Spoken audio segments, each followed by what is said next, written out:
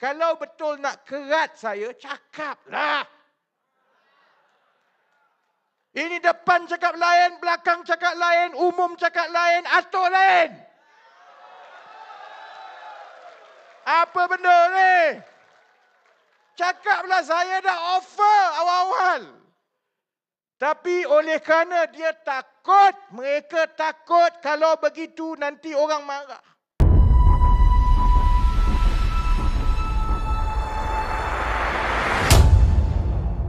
Pada tahun 2018, apabila ada pemilihan parti dan beliau sedia maklum, ketika itu beliau berada di Istanbul, kononnya untuk menjalani rawatan. Saya menziarahi beliau dan di situlah kita bincang panjang tentang masa depan parti. Dan saya jenis terbuka, saya kata, Datuk Seri, sekiranya Dr. Wan Azizah ingin meneruskan jawatan sebagai Presiden, saya ingin menawarkan diri untuk bertanding sebagai Presiden. Kerana saya kira setelah 20 tahun beliau berada di tampuk itu, mungkin sesuai untuk beliau mengundur diri dan memberikan ruang dan peluang kepada saya untuk memimpin parti setelah saya terlibat secara langsung. Tetapi saya juga menyatakan sekiranya Datuk Seri ingin menjadi Presiden, saya akan tarik diri. Saya masih lagi menghormati beliau dan saya kekal sebagai timbalan Presiden. Begitu itu, beliau kata, okay, you come back and we discuss further. Dan saya datang hari yang kedua, di hospital juga, kita bincang. Sebelum saya bertolak balik, beliau beritahu, okay, dia nak bertanding sebagai Presiden. Dan saya tarik diri. Cuma saya kata, oleh kerana saya beri laluan kepada you sebagai Presiden, then you should tell yang lain. Janganlah ganggu saya sebagai timbalan Presiden. Tapi ada orang lawan, Datuk Seri.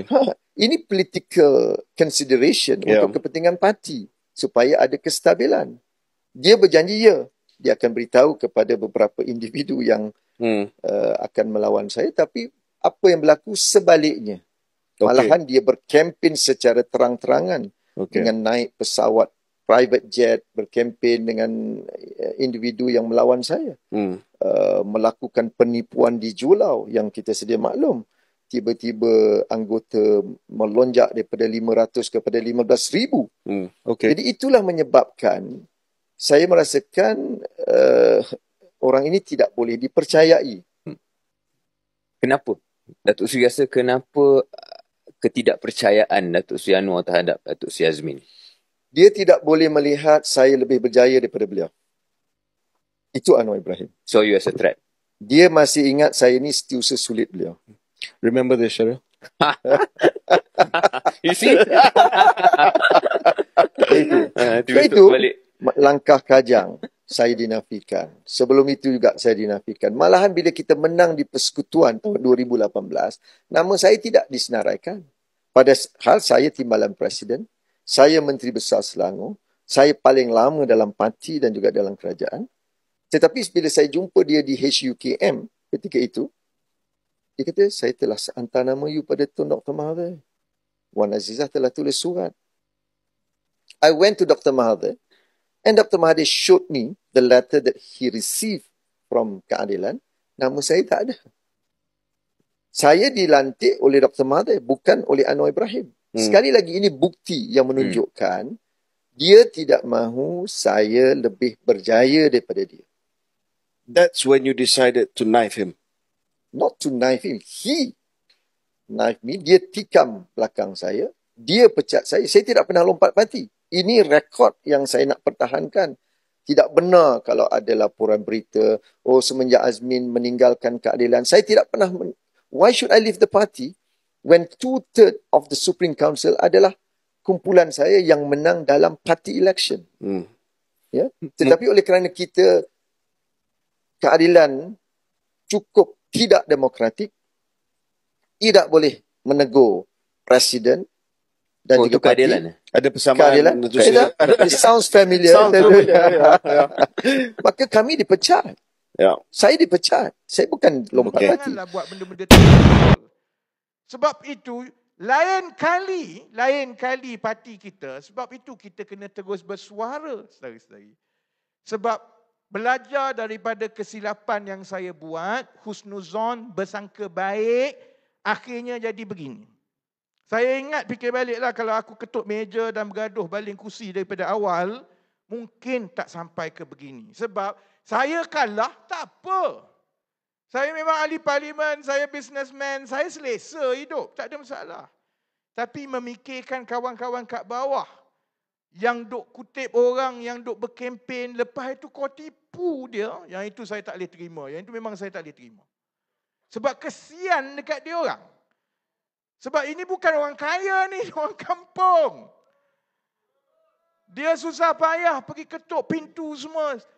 Apa hak kami pimpinan pusat ada untuk melakukan sesuatu untuk menidakkan usaha orang kat bawah ini? Yang itu yang saya akhirnya sampai jadi kasar begini. Kalau kerat saya saja, tak ada masalah. Saya dah beritahu kepada Datuk Seri Anwar Ibrahim. Saya sangat gembira untuk tidak bertanding. Saya beritahu kat Saifuddin. Cuma kalau saya tak bertanding, tak ada jawatan, saya tak naklah jadi menteri. Kau gila apa? Tak ada jawatan nak jadi menteri. Itu bukan budaya dan prinsip kita. Dia orang semua tahu. Saya tak ada minat pun nak bertanding. Kalau betul nak kerat saya, cakaplah. Ini depan cakap lain, belakang cakap lain, umum cakap lain, atur lain. Apa benda ni? Cakaplah saya dah offer awal-awal. Tapi oleh kerana dia takut, mereka takut kalau begitu nanti orang marah. Jadi dia kena susun kerat ketua cabang dekat bawah ni supaya dia boleh kontrol ketua cabang walaupun ketua cabang itu tidak mewakili pun undi di bawah. Supaya kemudian kononnya dia boleh bina, keluar kenyataan beramai-ramai kami menolak Rafizi menyokong Izzah. Daripada cabang ke negeri kepada menteri. Kalau dia tak buat semua itu, dia tak potong kepala yang cabang ni, saya dengan gembira. Saya tak adalah hiruk ni, tak ada. Tapi bila potong yang di bawah, sehingga permainan itu melibatkan sistem, sehingga orang semua benda mudah kita minta buka undi, bandingkan yang orang undi itu akan keluar sama, yang itu pun kamu tak boleh buat, sampai sekarang ini, screen recording pun diharamkan, saudara-saudari. Ni apa punya kerja ni? Jadi, sebab itu, saya nak tutup beginilah. Ini orang masih lagi menunggu ni. Ada 10 minit lagi. Macam mana dia nak bakar lagi ni?